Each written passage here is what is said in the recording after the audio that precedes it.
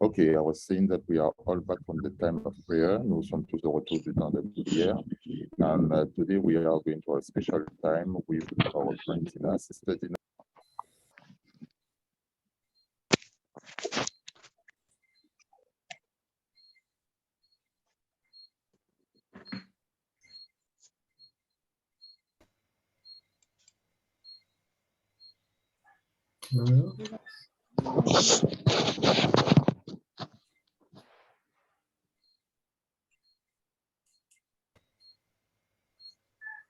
Dina, le micro est fermé.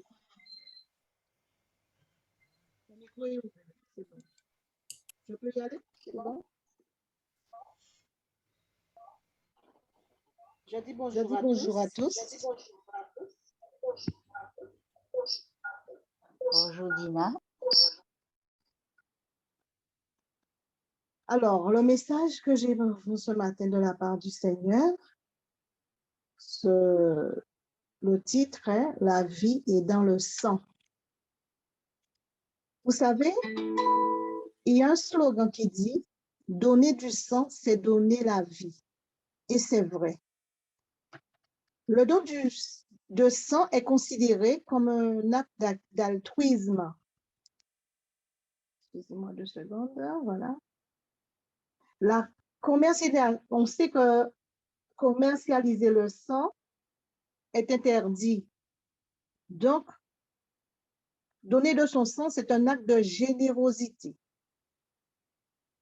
Il y a plus de 100 ans, le 27 mars 1914, exactement, fut réalisée la première transfusion sanguine de manière indirecte.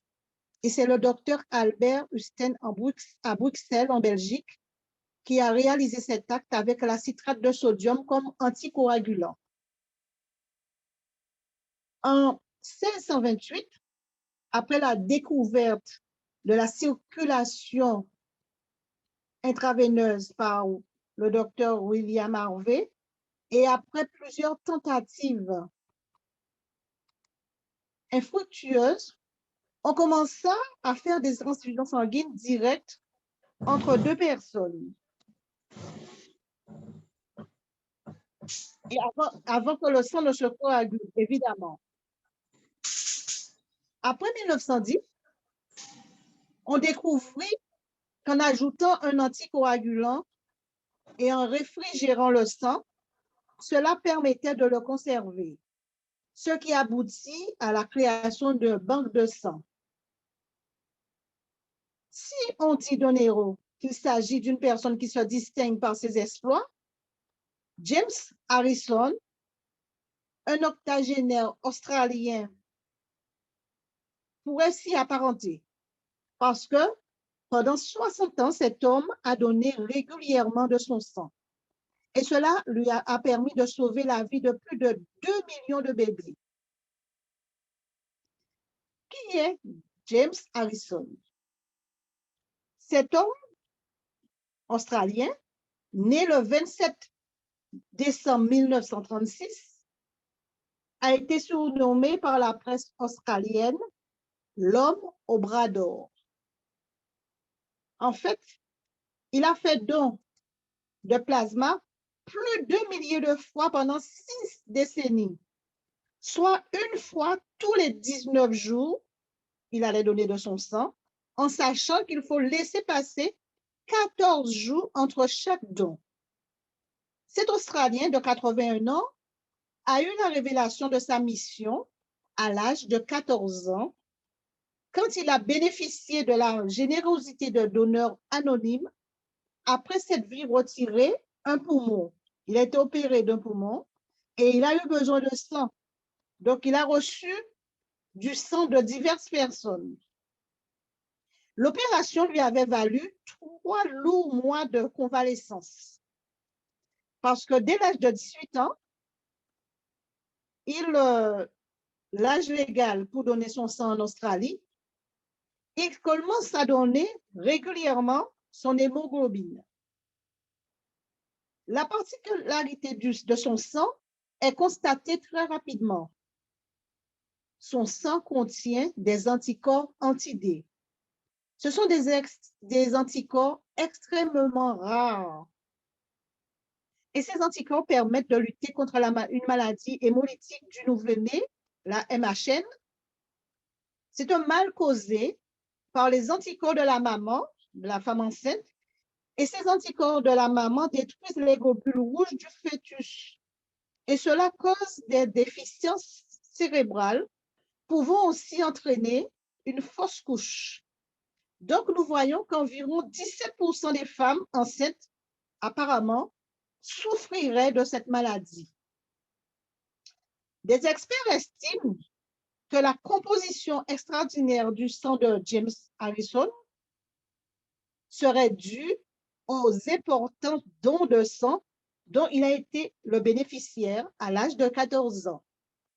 Et pendant longtemps, l'Australien a été le seul individu enregistré sur la base des services de santé à posséder les anticorps nécessaires à la lutte contre la MHN.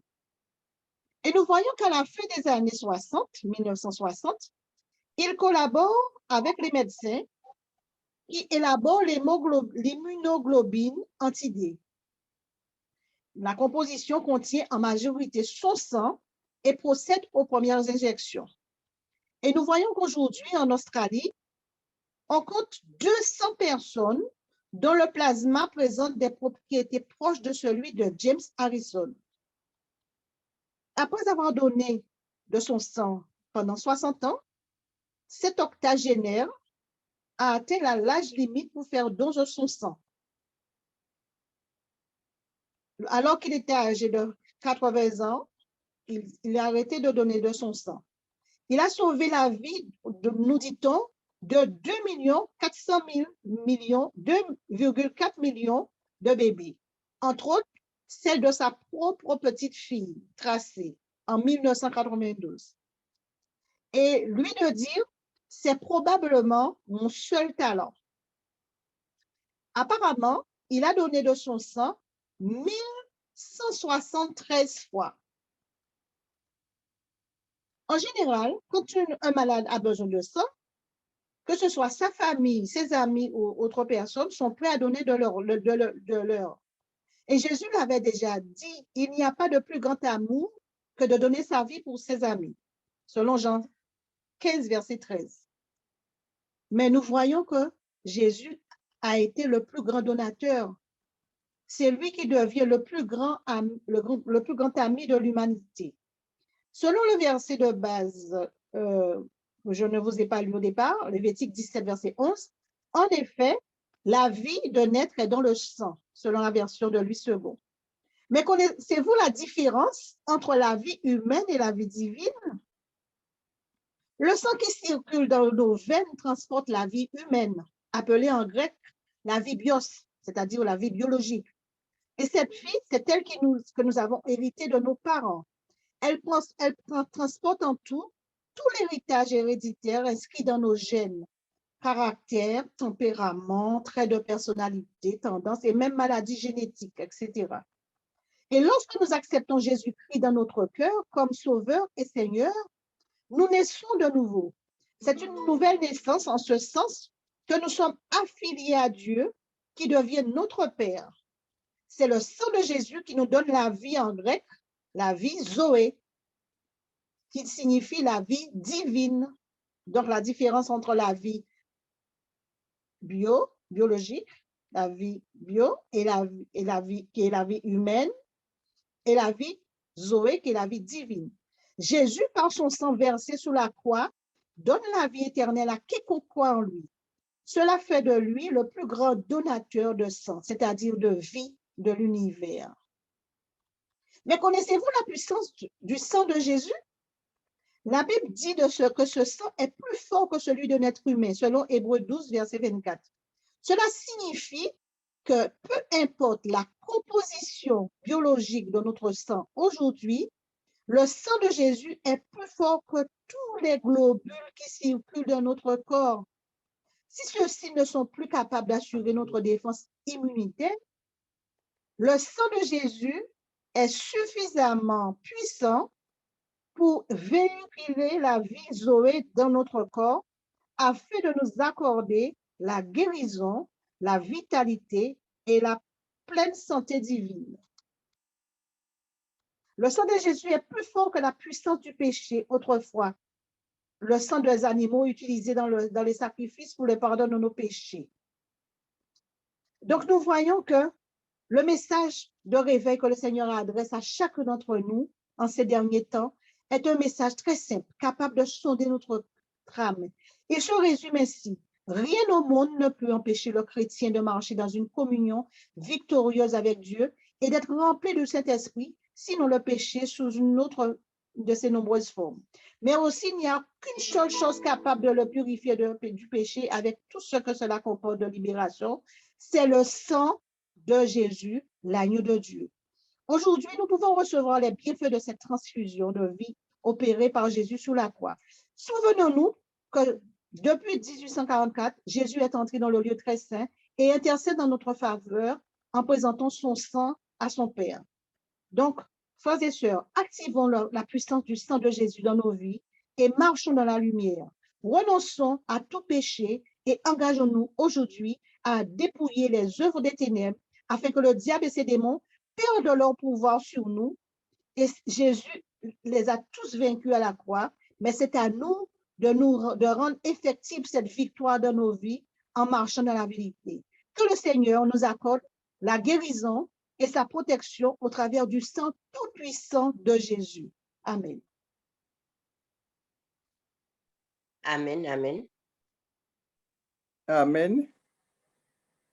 Amen. Thank you, sister, for your help in sharing that truth.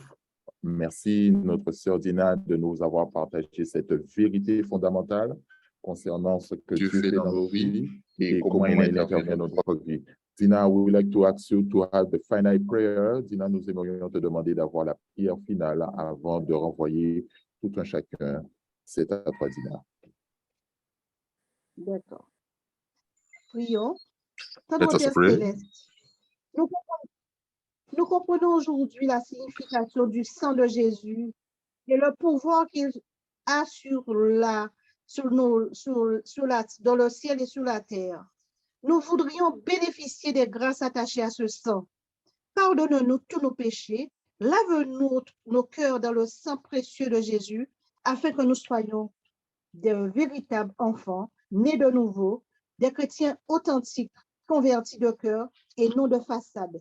Merci Seigneur pour la guérison et la protection que tu nous accordes au travers du sang de Jésus.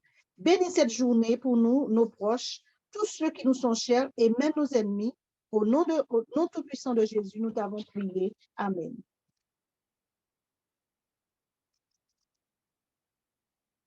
Thank you, Sister Dina. Merci, Dina, pour ta participation et ton partage. We are going to leave the room for the next team. Nous vous donnons rendez-vous demain à la même heure pour entendre une autre réflexion avec le pasteur Mario Dolce. And we wish you to have a great time today with the next team. God bless you all. Que Dieu vous bénisse et vous garde. Au revoir.